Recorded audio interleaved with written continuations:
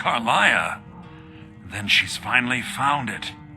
Do you have Gallus's journal? Didn't hear any loud noises last night, did you? No, No problem. Let me see it.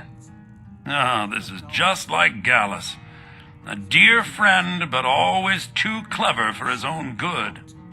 He's written all of the text in the Falmer language. consequences. I see. No. However, I know someone who might. The court wizard of Markarth, Calcelmo, may have the materials you need to get this journal translated. A word of warning. Calcelmo is a fierce guardian of his research. Getting the information won't be easy. Calcelmo is stubborn as a mule. Be careful when you speak to him. Ah, yes, my matchmaker. What is it I can do for you? Then you were well informed. I am at this very moment on the cusp of completing my magnum opus on the subject. I'm calling it Calcelmo's Guide to the Falmer Tongue. It will revolutionize the way we understand those ancient beings. Preposterous! That research represents years of personal toil in some of the most dangerous Dwemer ruins in Skyrim. You must be mad to think I'd allow anyone to see it before it's completed.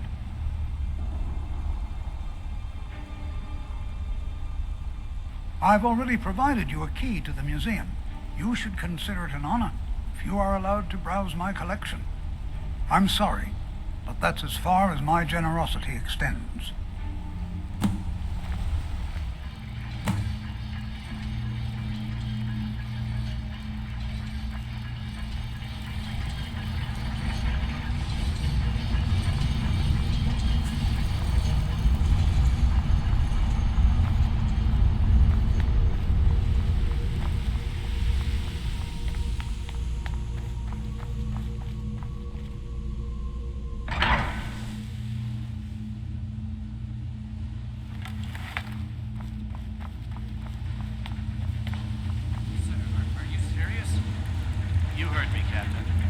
Must not be disturbed. Kill any intruders on site. Call for backup if you need it. Let no one through. As you say, sir.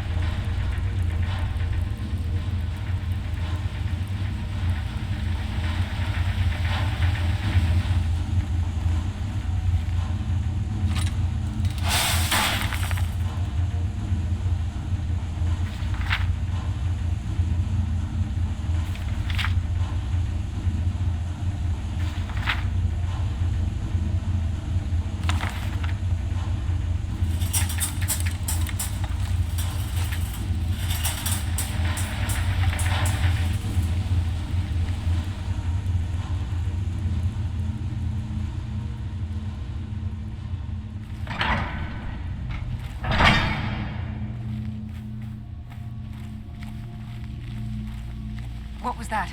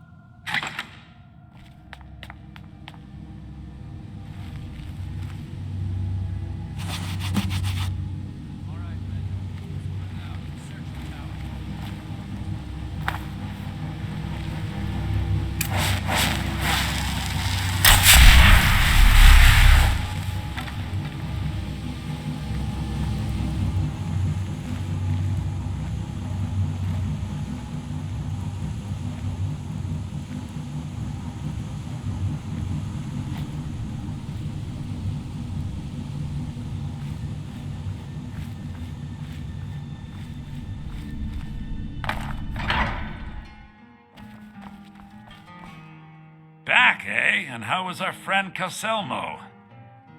Was there something else?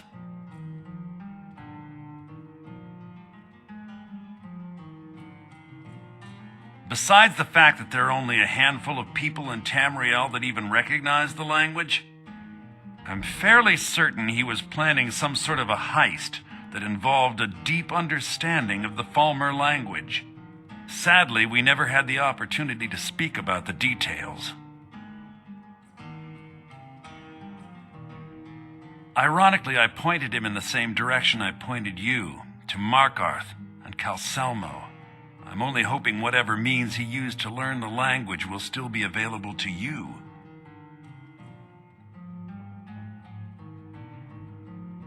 In the time before man, they were known as the Snow Elves. They lived in the sunlight and had a very prosperous society. Yes, I would say their culture quite possibly rivaled our own.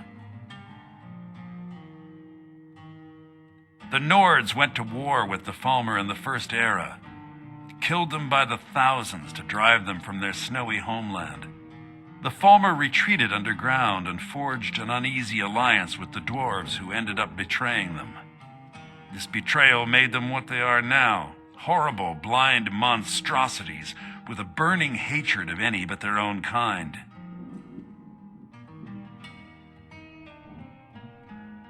Yes, I suppose you're right. Forgive me. I've lost several close friends to the Falmer, and it tends to distort my view. If you wish to learn more about them, you're welcome to my tome on the subject. Should be on my table. He was a dear friend of mine, and a surprisingly astute pupil of academia. I was devastated when he was killed. I suppose that risk always coexisted with his line of work. I just never thought his luck would run out.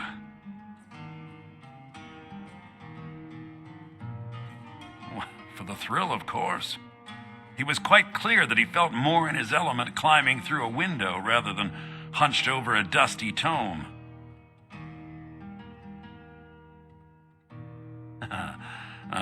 Yes, quite an amusing anecdote, actually. I caught him trying to break into my laboratory. I was about to show him the error of his ways when he made a curiously astute comment about my research notes. I was astounded, and in turn it led to a conversation. Who would have imagined it would lead to such a strong friendship?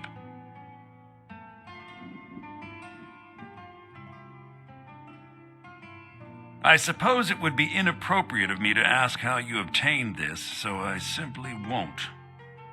A rubbing, eh? Odd. I expected notes.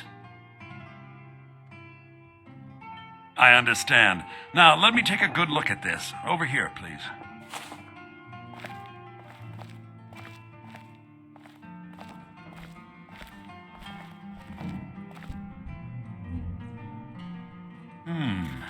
This is intriguing, but highly disturbing. It appears that Gallus had suspicions about Mercer Frey's allegiance to the guild for months. Gallus had begun to uncover what he calls an unduly lavish lifestyle replete with spending vast amounts of gold on personal pleasures. Does the journal say where this wealth came from? Yes, Gallus seems certain that Mercer had been removing funds from the guild's treasury without anyone's knowledge. Anything else, Enthir? Anything about the Nightingales? Yes, here it is. The last few pages seem to describe the failure of the Nightingales, although it doesn't go into great detail. Gallus also repeatedly mentions his strong belief that Mercer desecrated something known as the Twilight Sepulchre. Shadows preserve us, so it's true. I'm not familiar with the Twilight Sepulchre. What is it? What's Mercer Frey done? I'm sorry, Enthir. I can't say. All that matters is we deliver your translation to the guild immediately. Farewell, Enthir. Words can't express. It's all right, Karliah. You don't have to say a word.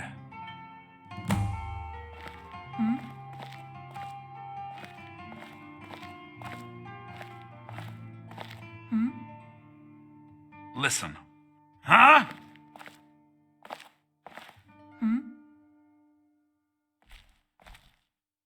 Listen. All I want is the truth to be revealed to the guild. They respected Karliah, and she deserves better. Do whatever you can, and I'd consider it a personal favor.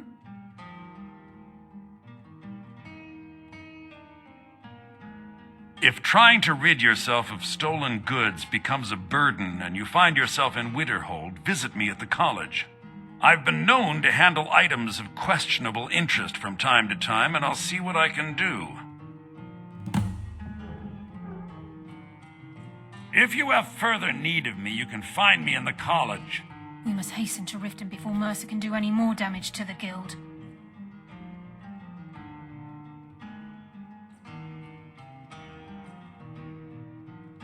You've come this far, so I see no harm in concealing it any longer. The Twilight Sepulchre is the temple to Nocturnal. It's what the Nightingales are sworn to protect with their lives. Everything that represents Nocturnal's influence is contained within the walls of the Sepulchre. Now it seems Mercer's broken his oath with Nocturnal and defiled the very thing he swore to protect.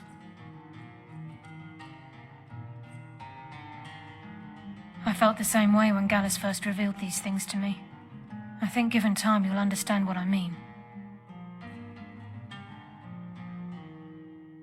As a Nightingale, I've been sworn to secrecy regarding the Sepulchre. I know the Guild doesn't do much to foster faith, but I'm going to have to ask that you continue to trust me. I'll make for Riften and scout the situation, see if I can discover what Mercer's up to. When you're ready, meet me at the Ragged Flagon. In the meantime, I wanted you to have this. It belonged to Gallus, but given the circumstances, I think he'd approve.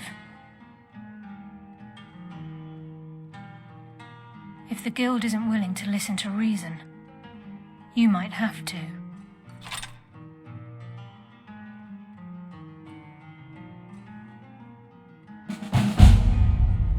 Taking me up on my offer, eh? Good.